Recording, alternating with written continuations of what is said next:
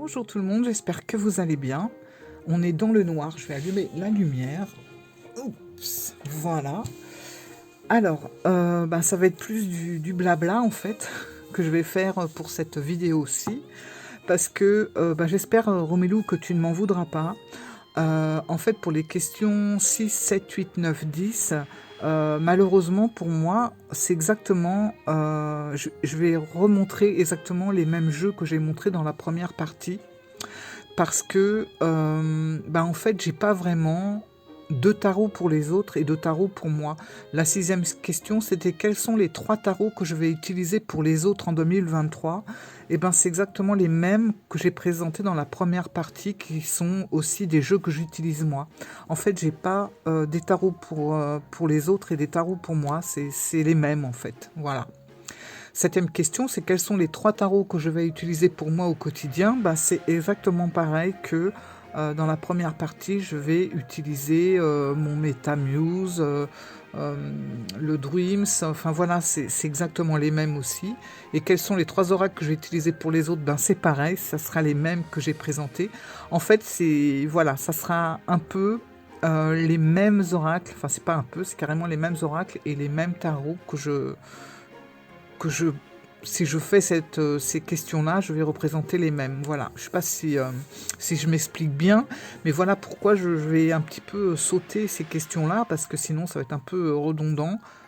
Je vais vous répéter les mêmes choses que dans la première partie. Après dans la dixième question, c'est quels sont les jeux que j'ai sur ma wishlist. Alors, j'ai pas vraiment de wishlist à proprement parler. Moi, voilà, c'est comme ça, c'est au feeling. Voilà. Donc j'ai pas vraiment de wishlist, surtout que ça m'est arrivé d'en faire. Et bien souvent, ce que j'ai dans ma wishlist, au bout d'un moment, je les ai zappés ou ça m'attire plus.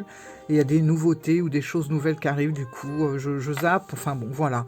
Donc c'est vraiment à l'instinct, pas au jour le jour, mais presque. Voilà. Donc c'est pour ça que là, malheureusement, pour ces cinq questions-là, je vais pas forcément y répondre dans le sens où ça sera répétitif avec la première partie. Voilà, j'espère que tu m'en voudras pas, Romilou. Je suis désolée, ma grand-mère disait toujours que j'étais une sale gosse parce que je ne faisais jamais comme tout le monde. Bon, faut croire qu'à l'âge adulte, ça n'a pas changé. Je suis désolée, j'espère que tu m'en voudras pas en tout cas.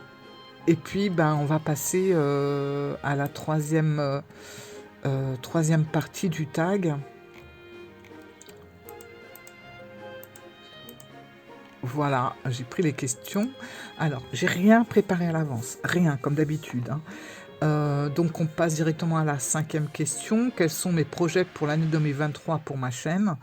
Les projets seront plus ou moins les mêmes que cette année. Ma chaîne aura 1 an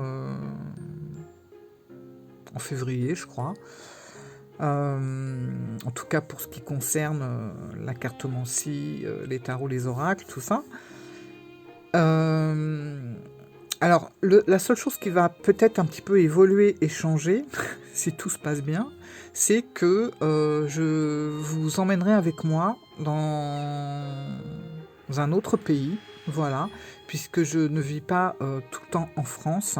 À la base, je suis entre la France et le Japon, pour tout vous dire, et depuis 3 ans, je suis coincée en France, voilà, à cause de tout ce qu'on a traversé dans le monde, la crise sanitaire, après, il y a des mots qu'on n'a pas le droit de dire sur YouTube, sinon ça nous strike la vidéo, donc j'espère que, bon, à cause du vaccin, je ne sais pas si je peux le dire, je couperai sinon.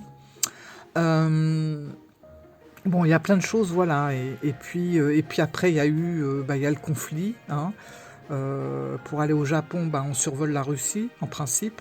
Donc là, tout est chamboulé, faut prendre un autre itinéraire, les escales sont très longues, le prix de l'avion a doublé, enfin c'est très compliqué quand on veut partir, en tout cas aussi loin. Après, je ne connais pas pour les autres destinations. Donc, ce que je voulais faire en ouvrant ma chaîne à nouveau, c'était de pouvoir coupler justement mon amour pour les cartes, hein, parce que même si je ne collectionne pas, j'aime beaucoup tout ce qui est cartes, j'aime les tirages, j'aime peut-être plus faire des tirages que les cartes en elles-mêmes. Et je voulais en même temps vous montrer, partager avec vous tout ce côté spirituel de l'Asie, enfin surtout du Japon. Et malheureusement, j'ai pas pu le faire à cause des raisons qu'on connaît justement. Et j'espère que pour mes projets de 2023, comme logiquement nous comptons repartir, 2023 on aurait dû partir pour printemps, enfin pour février, j'avais trop envie de vous montrer les sakuras, tout ça. Bon, malheureusement, c'est encore un petit peu repoussé dans le sens où c'est trop juste.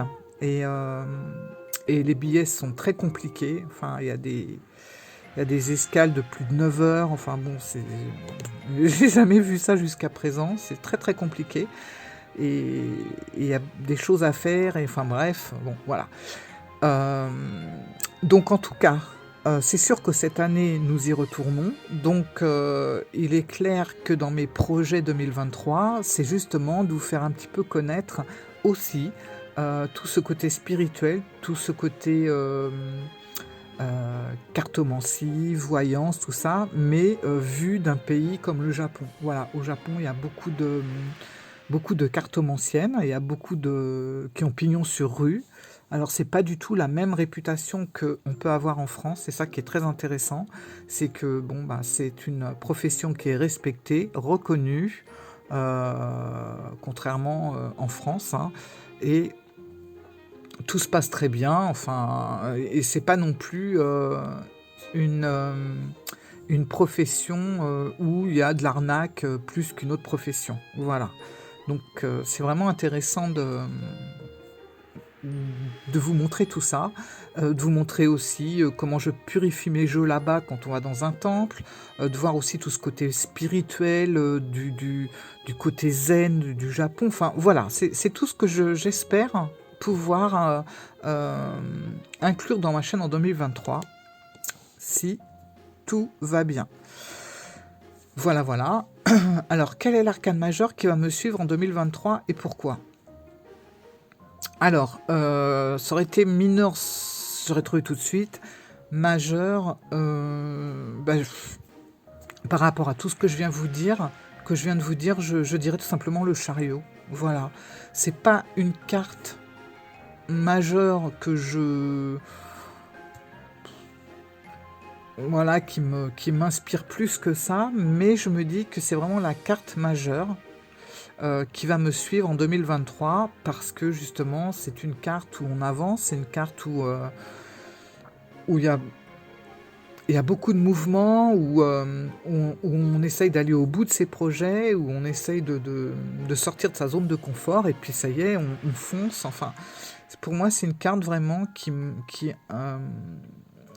dit que c'est le bon moment pour avancer, c'est le bon moment pour les changements, quoi qu'il arrive, voilà, faut y aller, quoi.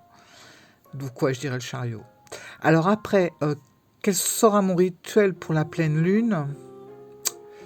Non, pardon, j'ai sauté la nouvelle lune.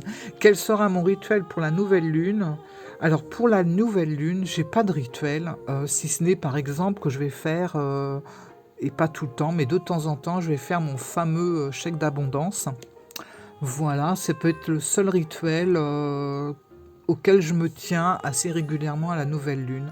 Donc le chèque d'abondance, ouais, c'est ça.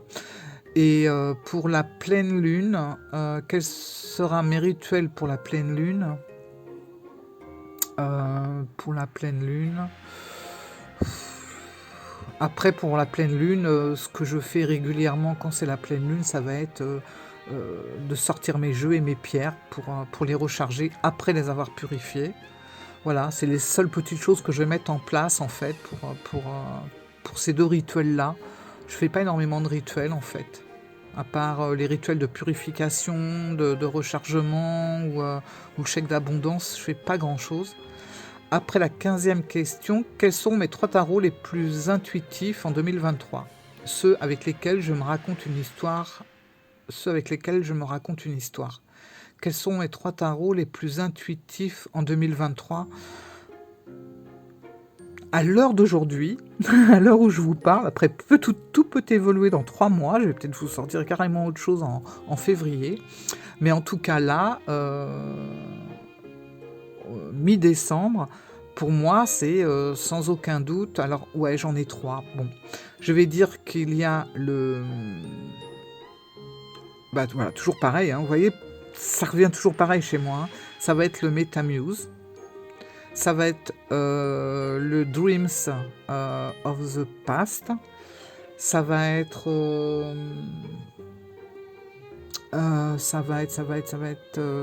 Alors, un que je vais pas vous en parler tout de suite. J'attends qu'il arrive pour vous en parler. C'est un vrai coup de cœur encore. Enfin, j'espère, je l'ai pas encore dans les mains, mais visuellement c'est un coup de cœur. Mais dans ce cas-là, voilà, on va le mettre en réserve et je vous le montrerai, je pense, d'ici une bonne semaine. Voilà, quand il sera là. Et je vous dirai que ça fait partie justement des 3 tarots les plus intuitifs en 2023. Donc les 2 que je viens de vous citer, et puis un 3e qui sera la surprise dans quelques jours. Voilà, voilà. Bon, j'espère que je n'ai pas trop parlé. Je suis... Ah bah ça va, 11 minutes, ça va, j'ai fait pire. J'espère que j'ai été clair, voilà, parce que des fois, c'est pas évident Surtout que je prépare rien. Je lis les questions de Romilou en même temps que je réfléchis pour y répondre. Donc c'est... Voilà. Mais ça, c'est mon côté... très organisé, bien sûr. Voilà, voilà. Bon, bah écoutez, je crois qu'il y a encore 5 questions qui arrivent. Donc je vous fais des bisous et je vous dis à très bientôt. Et si vous voulez participer, c'est avec plaisir. Merci, au revoir, bye.